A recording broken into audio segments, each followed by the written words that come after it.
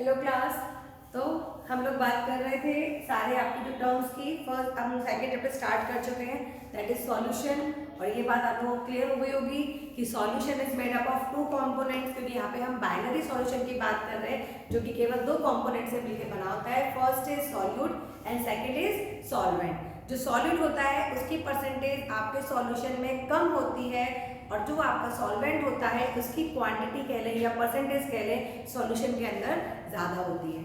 ठीक है, फिर हमने बात किया था बेटा कंसंट्रेटेड और डाइल्यूट थिंग्स का। सॉल्यूशन कंसंट्रेटेड वो होगा जिसमें सॉल्यूट की जो परसेंटेज होगी वो सॉल्वेंट के कंपेयर में ऑलमोस्ट डिफरेंस जो होगा वो थोड़ा सा कम होगा।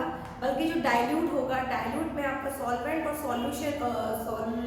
सॉल्यूट का डिफरेंस जो होगा वो बहुत ही ज़्यादा होगा। दोबारा सुन लीजिए कि जिस समय हमारा सॉल्यूशन डाइल्यूटेड होगा उस समय सॉल्यूट और सॉल्वेंट के बीच का जो क्वांटिटी है उसका डिफरेंस बहुत ज़्यादा होगा, मतलब उसमें सॉल्यूट की क्वांटिटी बहुत कम पड़ी होगी। लेकिन अगर हम बात करें कंसंट्रेटेड की तो उसके अंदर आपका जो सॉल्यूट है वो सॉल्वेंट के कंपेयर में थोड़ा सा ऑलमोस्ट डिफरेंस जो होगा वो थोड़ा सा कम होगा। ठीक है, जैसे मैं बात कर लूँ, अगर हम कुछ मीठा बना रहे हैं, अगर आपने पानी के अंदर चाशनी बना रहे हैं, पानी के अंदर आपने शुगर डाली है, पहले केस में शुगर आपकी कम है, मतलब सॉल्यूट आपका कम है, बहुत कम है, तो आप बोलेंगे कि आपका जो चाशनी बनी है वो बहुत ज़्यादा डाइल्यूटेड है, क्योंकि उसमें जो सॉल्यूट है शुगर वो बहुत कम क्वांटिटी में। वहीं अगर मैं बात करूँ आपकी कंसनट्रेटेड चाशनी की, तो हम कहेंगे कि पानी के अंदर जो शुगर है वो काफ़ी अच्छी नंबर्स ऑफ क्वांटिटी में, जिसकी वजह से आपकी जो चाशनी क्या बनी है, कंसनट्रेटेड बनी, थिक बनी है, गुलाब जामुन के लिए परफेक्ट बनी है। ठीक है, पानी आया हमें। चलिए, उसके बाद हमने 7 टर्म्स पढ़ी थी कि आपकी कुछ टर्म्स होती हैं जिनके साथ जो कंसंट्रेशन आपकी किसी सॉल्यूट की, सॉल्वेंट की, क्योंकि यहाँ पे हम सॉल्यूट को लेके चलेंगे तो सॉल्यूट पे डिपेंड करेंगे आपकी 7 टर्म्स, उनकी इसकी कंसंट्रेशन को बताएंगी। वो आपकी 7 टाइप्स की टर्म्स हैं।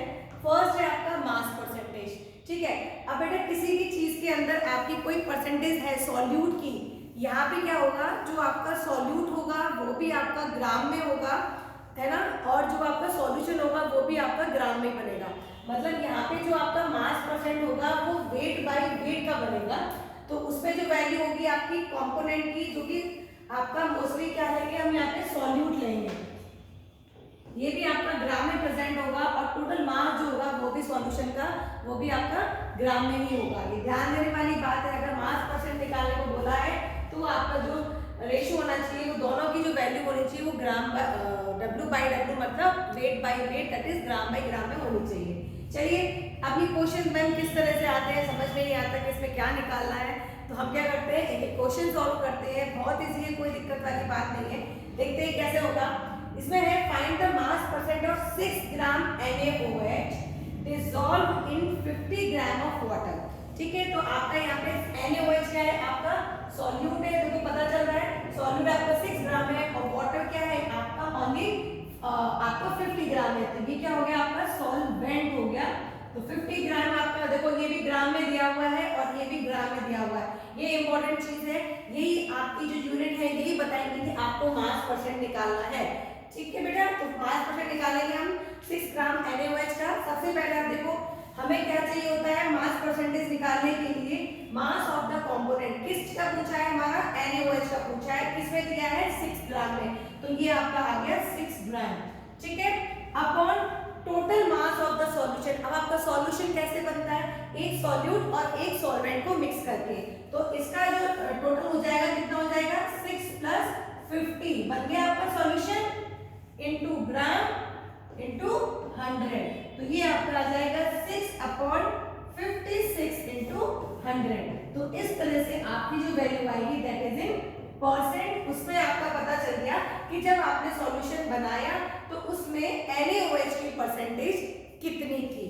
बहुत इजी है, कोई प्रॉब्लम नहीं आने वाली। अभी आप एक एक क्वेश्चन समझिए, मैं इसके बेस पे आपको 3-3 4-4 क्वेश्चन हर टॉपिक पे आपको भिजवा दूंगी। आपको बस चीज क्लियर होनी चाहिए कि जब हम मास परसेंटेज निकालते हैं तो वो वेट बाय वेट होता है, and weight is always in grams, क्योंकि हम केमिस्ट्री की बात करते हैं तो ग्राम्स में लेंगे, मिलीग्राम्स में लेंगे, केजी में नहीं जाएगा। अगर केजी में दिया भी तो आप लोगों को उसको कन्वर्ट करना पड़ेगा। क्लियर है, तो यहाँ पे क्या देखेंगे कि हम अगर मैंने बात करी कि हम एक चीज बना रहे हैं जिसमें हम सॉल्ट और शुगर का मिक्स बना रहे हैं, ठीक है। तो सॉल्ट अगर आपकी है उसके अंदर 5 ग्राम्स और शुगर है आपकी 80 ग्राम्स, तो उनका मिक्सचर मिलकर क्या बनेगा, आपका सॉल्यूशन बनेगा। लेकिन वो क्या होगा, अगर उसमें मास परसेंटेज निकालनी है तो दोनों चीजें आपको ध्यान है कि दोनों चीजें इन ग्राम्स में है और आपका सॉल्यूशन जो बनेगा वो भी क्या बनेगा, ग्राम में ही बनेगा। आई होप क्लियर है। नेक्स्ट टॉपिक है आपका volume percentage. Volume percentage clear हो रहा है कि ऊपर वाली चीज भी क्या होगी, आपकी वॉल्यूम की यूनिट में होगी, दैट इज मिलीलीटर, लीटर, ये मेन दो, ठीक है, ये तो आपकी यूनिट हो गई। उसके बाद टोटल वॉल्यूम भी, वॉल्यूम आ रहा है तो वो क्या होगा, लीटर वगैरह में ही आएगा आपका, और इनटू 100, ठीक है। चलिए एक क्वेश्चन देखते हैं। A solution is prepared by dissolving 90 ml of hydrogen peroxide. तो 90 ml हाइड्रोजन पेरोक्साइड ml में दिया हुआ है, वॉल्यूम दिया हुआ है आपका, क्या दिया है, वॉल्यूम दिया हुआ है। इस peroxide in enough water to make 3000 ml of solution. 3000 ml आपका सॉल्यूशन बन रहा है कब, जब हमने 90 ml आपका क्या मिला है, हाइड्रोजन पेरोक्साइड मिला है। तो हाइड्रोजन पेरोक्साइड के अलावा उसमें क्या होगा, वाटर है जो कि क्या बना रहा है आपका, मिलके सॉल्यूशन बना रहा है। तो इसमें पूछिए identify the concentration of hydrogen peroxide. तो आपको परसेंटेज निकालनी है कि दोनों चीजें आपको, वॉल्यूम आपको दिया हुआ है तो आप क्या निकालेंगे, वॉल्यूम ऑफ द कंपोनेंट। किसका पूछा है, हाइड्रोजन पेरोक्साइड का, किसमें है, ml में। तो 90 ml अपॉन सॉल्यूशन आपका ऑलरेडी बना हुआ है, यहाँ पे आपको सॉल्यूट और सॉल्वेंट की अलग से वैल्यू नहीं दी हुई है, डायरेक्ट आपका सॉल्यूशन दिया हुआ है। तो डायरेक्ट आप सॉल्यूशन की वैल्यू यहाँ पुट करेंगे, दैट इज 3000, आप इसको वैल्यू लिखा इनटू 100। तो आप जब इसको सॉल्व करेंगे तो आपको जो मिलेगी वैल्यू वो आपको परसेंटेज में मिल जाएगी। वॉल्यूम परसेंटेज कितना प्रेजेंट है उस सॉल्यूशन के अंदर आपके हाइड्रोजन पेरोक्साइड का। क्वेश्चन बहुत सिंपल आते हैं बेटा, लेकिन बस आपको ये ध्यान रखना है कि आपको फॉर्मूला क्या लगाना है और आपको दिया क्या है, ठीक है, हो जाएगा, कोई प्रॉब्लम नहीं है। बायो वाले बच्चे प्लीज ध्यान दें, न्यूमेरिकल्स हैं, ये जो फॉर्मूलेज हैं जो मैं दिए हैं इनको स्ट्रेट अवे अपनी डायरी में लिख लें। क्लियर है, चलिए आगे बढ़ते हैं। नेक्स्ट है आपका मास बाय वॉल्यूम। अब तो आई थिंक क्लियर हो जाना चाहिए, मास बाय वॉल्यूम मतलब ऊपर वाली चीज किसमें दी होगी, ग्राम में, और नीचे वाली चीज आपको किसमें दी होगी, वॉल्यूम है तो किसमें दिया होगा, ml में, लीटर में। दवाइयां आती कप सिरप आते हैं, कप सिरप में आपने देखा होगा कि जो रेशो लिखा होता है, ऐसे लिखा होता है कि हमने जो एक सॉल्यूशन बना रखा है आपकी कप सिरप का, उसमें इतने ग्राम आपका जो सॉल्ट है जो कप को हटाएगा वो इतने क्वांटिटी में प्रेजेंट है।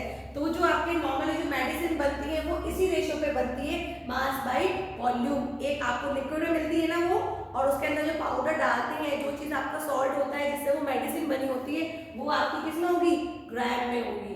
तो इस तरह से जो आपकी मेडिसिन बनती है वो आपकी इसी बेसिस पे बनती है। क्लियर है, चलिए इसका एक न्यूमेरिकल देख लेते हैं। इसका मास अपॉन वॉल्यूम परसेंटेज कैसे निकालेंगे, मास ऑफ द सॉल्यूट, मास किसमें होगा, ग्राम्स में होगा।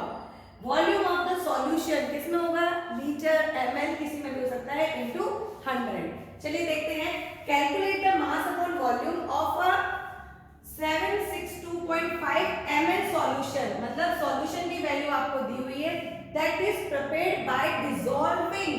बाय डिसॉल्विंग हम डिसॉल्व कर रहे हैं इस चीज को, ये डिसॉल्व कर रहे हैं ऊपर से, तो इसका मतलब क्या हो गया ये बेटा, ये हो गया आपका सॉल्यूट, क्योंकि इसको हम डिसॉल्व कर रहे हैं ऑफ कैल्शियम एजाइड। ये आपका कैल्शियम एजाइड है, तो हमें पता करना है मास बाय वॉल्यूम परसेंटेज। तो मास बाय वॉल्यूम परसेंटेज का क्या हो जाएगा, आपका मास ऑफ द सॉल्यूट दिया हुआ है 289.15 ग्राम्स अपॉन आपका टोटल सॉल्यूशन वॉल्यूम का दैट इज 762.5 ml, तो आप इनटू 100, तो आपको वैल्यू क्या मिल जाएगी, परसेंटेज में मिल जाएगी आपका overall mass by volume percentage. बहुत सिंपल क्वेश्चंस आते हैं, बस आपको देखना है कि आपको दिया गया है। कभी कभार क्या होता है, ये आपको सॉल्यूशन में नहीं दी हुई वैल्यू, आपको दे दिया कि इतने ग्राम कैल्शियम एजाइड आपका मिक्स है इतने ml वाटर में, तो अब आप इन दोनों को ऐड करके क्या बना दोगे, सॉल्यूशन बना दोगे। तो ये ध्यान रखना है आपको कि कैसे आपको किसी चीज को फॉर्म आपका जो यूनिट में चेंज करना है, इस तरह से आप मास बाय वॉल्यूम परसेंटेज निकाल सकते हैं। बहुत इजी है, क्वेश्चंस मैं और देती रहूंगी सबके। आज आपके पास जहाँ तक ये वीडियो पहुंच जाएगी तो मैं आपको आज ये सारी इसके फॉर्मूले और एक्स्ट्रा क्वेश्चंस दे दूंगी। क्लियर है? नेक्स्ट है आपकी टर्म ppm।